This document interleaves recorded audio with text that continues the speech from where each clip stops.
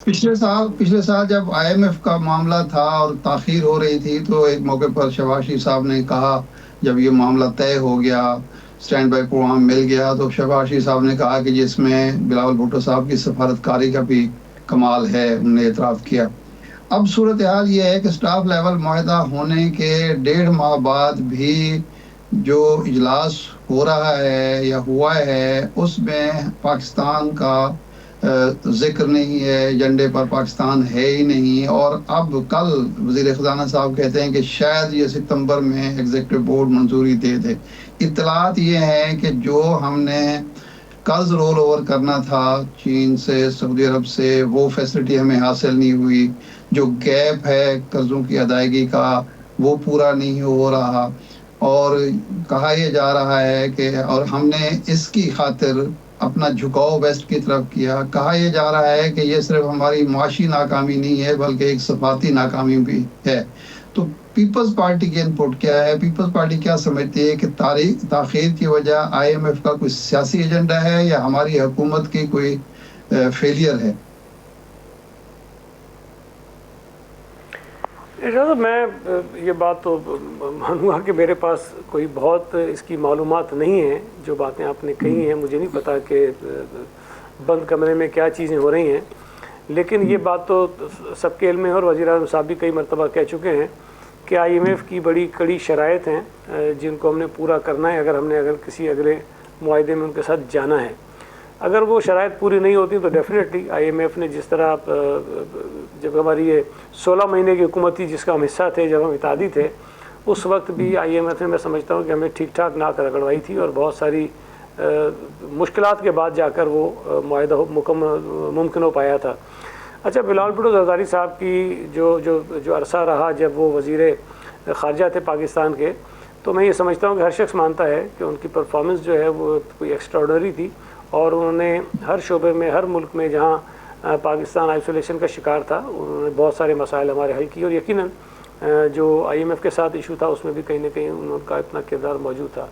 लेकिन आज चूँकि मैंने पहले कहा हुकूमत में नहीं है, लेकिन अगर मुल्क की मुआशी सूरत हाल को देखें तो आईएमएफ के साथ जो हमारा मुआहदा है वो बहुत ज़रूरी है, बावजूद इस हकीकत के कि उसका बर्डन बहुत सख्त जो है वो हमारे लोगों के ऊपर, शहरियों के ऊपर आ रहा है, पड़ रहा है, उसका इम्पेक्ट जो है। अब उसमें जो दीगर बड़े ममालिक हैं जिनकी सपोर्ट हमें दरकार है, ज़ाहिर है कि उनके अपने इंटरेस्ट होते हैं। और मैं हमेशा कहता हूँ कि जो मुल्कों के ताल्लुकात होते हैं वो कोई रोमियो जूलियट का अफेयर नहीं होता, वो अपने अपने मफादात की बात होती है। और अगर पाकिस्तान के साथ कोई मुल्क बहुत अच्छा चल रहा है तो उसके अपने इंटरेस्ट होते हैं, इसलिए वो हमारे साथ अच्छा है। और अगर कभी कोई मुल्क हमसे नाराज़ हो जाता है तब भी उसके अपने इंटरेस्ट होते हैं, इसलिए हमसे नाराज़ हो जाता है। तो हमें कोशिश तो करनी चाहिए कि जो शराइत हैं उसमें जितनी हम कमी ला सकें, लेकिन कमी लाने के बाद भी हमें वो पूरे करने चाहिए ताकि एक मरतबा स्टेबिलिटी जो है हमारी इकोनॉमी में आ जाए। शराइत का मरहला तो गुजर गया, स्टाफ लेवल एग्रीमेंट जब हो गया, स्टाफ लेवल एग्रीमेंट जब हो गया तो वो तो इस बात का आकाश है कि शराइत तो पूरी कर दी और वो बजट में भी पूरी हो गई, वो बड़ी जल्दी हो गया। अब जो मामला रहता है और सारी दुनिया जानती है कि बोर्ड से मंजूरी में पॉलिटिकल और डिप्लोमेसी का एलिमेंट बहुत ज़्यादा होता है। तो ऑब्वियसली कहीं ना कहीं जो इरशाद साहब भी बात कर रहे थे, आप नहीं समझते कि अब उस जगह पे हुकूमत पाकिस्तान को ज़ोर लगाना पड़ेगा और अगेन पीपल्स पार्टी इसमें क्या किरदार अदा कर सकती है? देखिए, मैंने ये बात कही कि ये जो आईएमएफ का मुआहदा है वो हमारी मईशत के लिए बहुत इंपॉर्टेंट है, हमारी स्टेबिलिटी के लिए तरफ जाने के लिए बहुत इंपॉर्टेंट है। अब पीपल्स पार्टी हुकूमत में हो ना हो, मैं तो कहता हूँ अगर हम अपोजिशन में हो तब भी हमें अपना किरदार अदा करना चाहिए ताकि मुल्क को मुआशी बहरान से हम एक दफ़ा निकालें और कोई एक सही ट्रैक पर हम आ जाएं।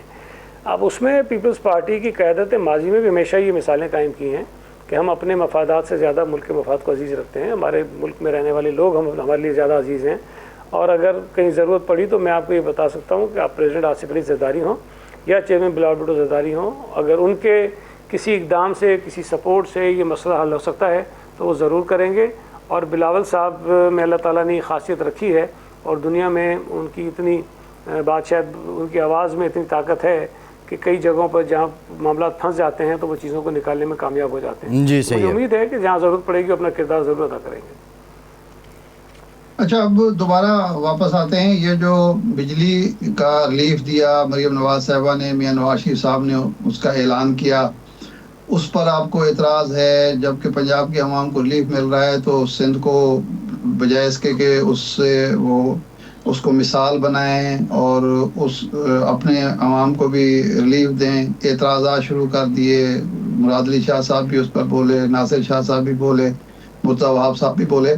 तो ये क्या मसला है, क्यों आपको बुनियादी एतराज़ क्या है अगर पंजाब को रिलीफ मिलता है? जी देखें, एक तो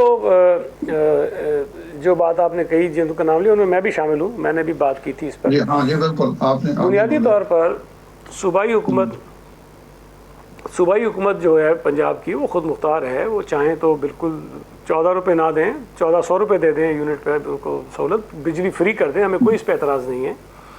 हमारे लिए इशू उस वक्त बना जो जो जो, जो CM साहब ने भी बात की कि अजीब फैसले हो जाते हैं जिससे हमें परेशानी होती है, जिसको किसी और अंदाज में ले लिया गया। एक फ़ैसला हुआ, उसके बाद ये माहौल पैदा किया गया कि बाकी सूबाई हुकूमतों पर दबाव डाला जाए कि वो भी ये करें। अच्छा, उस पर मैंने भी ये कहा कि भाई हम क्यों ऐसे फ़ैसलों को फॉलो करें जिसको हम समझते हैं कि ये गलत हैं।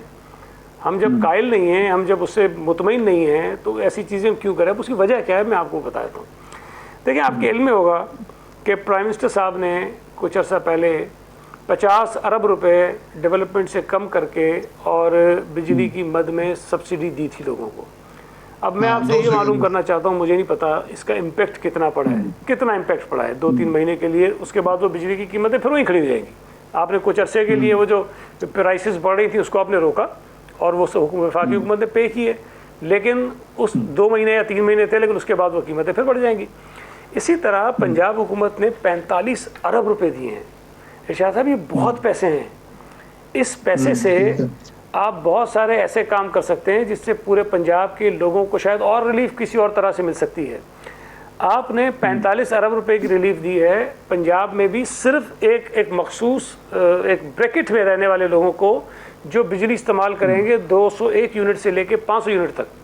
अब मुझे नहीं पता कंज्यूमर ये कितने और कितनी % आप पंजाब की आबादी बनती है जो इससे जाके फ़ायदा उठाएगी। 14 रुपये आप दे रहे हैं पर यूनिट, और मैक्सिमम रिलीफ जो किसी को मिलेगा वो 7,000 रुपये है। 7,000 रुपये। अब मेरी राय में जिनको आप 7,000 रुपये रिलीफ दे रहे हैं, 500 यूनिट इस्तेमाल करने वाले को, वो 500 यूनिट जो इस्तेमाल करता है उसके लिए शायद 7,000 को इतना मैटर नहीं करता होगा। शायद मुस्तकिल दे दे तो हो सकता है करे, लेकिन 2 महीने के लिए क्या फ़र्क पड़ता है उसको। लेकिन 45 अरब रुपये अगर आप पंजाब पे लगाएंगे तो वो मैटर करते हैं, वो आपको नज़र आएंगे, उससे बहुत फ़र्क पड़ेगा, बहुत सारे अच्छे काम उससे हो सकते हैं। लेकिन चले इसको कहते ना, जैसे उन्होंने कर दिया है, अब हम उसको क्यों फॉलो करें? हम पे दबाव ये आ रहा था कि जी आप भी करें। अरे भाई, हम क्यों करें? हम ये समझते हैं कि अगर आपने इस मुल्क के लोगों को रिलीफ देना है, जो देना चाहिए, बिजली बहुत महंगी है, लोगों की सकत से बाहर हो गई है। अब 2 महीने आप बिजली पे दे रहे हैं, उसके बाद फिर कीमत वहीं की वहीं खड़ी है। भाई, कोई ऐसे इकदाम लेकर आइए, वफाकी हुकूमत ऐसे प्रपोजल बनाए कि जी सूबाई हुकूमतें उसके अंदर अगर इतने पैसे डालेंगी तो हम जो प्रपोजल लेकर आएँ उससे इस मुल्क के रहने वाले हर शहरी को जो बिजली इस्तेमाल करता है उसको इतनी रिलीफ मिल जाएगी। हम तो अरबों रुपए खर्च करके आप सही से आपका प्रपोजल क्या है? सोलर दे रहे हैं 26 लाख घरों को। आपका एक तो सोलर तो पहले भी आप कर रहे थे, उस वक्त आप कहते हैं कि वफाक ने उस वक्त रोका। अब जो है, अब दूसरा प्रपोजल क्या है? आप क्या कोई फंड? जी हाँ, नहीं, मैं थोड़ी सी वजाहत कर दूँ। मैं जो अभी कह रहा हूँ ना, देखिए, हम ये सूबा सिंध में 26 लाख छोटे घर ऐसे हैं जिनके पास बिजली सिरे से है ही नहीं। हम उनको 26 लाख घरों को सोलर के ज़रिए बिजली फराम कर रहे हैं। इस पर कोई बहस कर ले, कोई गलत काम है, हम इस पर अरबों रुपये खर्च कर रहे हैं, लेकिन हम समझते हैं कि सही जगह पे खर्च हो रहे हैं पैसे। जो आपने कहा कि सोलर पे में रोका गया, हम तो 10 साल से कह रहे हैं कि भाई सोलर, विंड और ये थर्ड कोल से बिजली पैदा करने की हमें इजाज़त दें, हमें काम करने दें। हमें रोका गया, LNG के प्लांट लगा दिए गए पंजाब में, ऑस्ट्रेलिया से कोयला मंगा के साहिवाल में बिजली बनाई जा रही है। मुझे बताइए कि ये कहाँ की अक्लमंदी थी कि आप थर का कोयला इस्तेमाल नहीं करना चाहते हैं, ऑस्ट्रेलिया से कोयला मंगा के जो है ना बिजली पैदा करेंगे साहिवाल में। तो ये गलत फैसले करने वाले नहीं थे, समझा रहे थे कि ये चीज़ें ठीक नहीं है। सईद गनी साहब, अगर हम थर का कोयला इस्तेमाल करें तो कमीशन कितना देंगे?